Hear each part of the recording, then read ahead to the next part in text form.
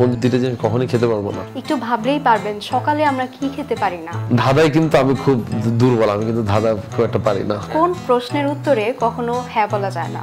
এমন একটা জিনিস আছে যেটা রং সবুজ কিন্তু আপনি খাওয়ার পর লাল হয়ে যায়, সেটা কি?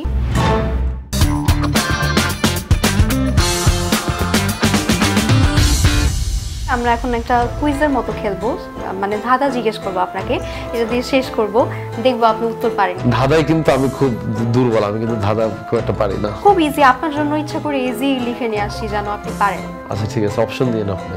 আচ্ছা ভাইয়া, কোন প্রশ্নের উত্তরে কখনো হ্যাঁ বলা যায় না? কোন প্রশ্নের উত্তরে কখনো হ্যাঁ বলা যায় না? আমি জানি না, আমি বললাম না, আমি ঘুমানোর সময় না। হ্যাঁ এক্স্যাক্টলি, কে বলছে আপনি পারেন না? এই যে পারছেন তো। ওকে, নেক্সট কোশ্চেন। সকালের নাস্তায় কোন দুইটা জিনিস আপনি কখনোই খেতে পারবেন না? সকালের নাস্তায় কোন দুইটা জিনিস কখনোই খেতে পারবো না? হ্যাঁ।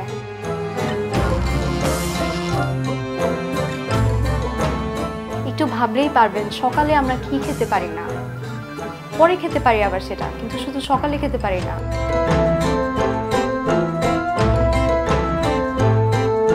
ব্রেকফাস্ট, মানে আমি জানি না, সকালের নাস্তাটা তো ব্রেকফাস্ট বলে না ভাইয়া না, লাঞ্চ আর ডিনার সেটা আমরা সকালে খেতে পারি না। ও ওকে। আচ্ছা, এমন একটা জিনিস আছে যেটা রং সবুজ কিন্তু আপনি খাওয়ার পর লাল হয়ে যায়, সেটা কি?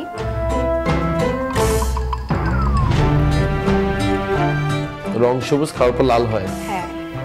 তরমুজ?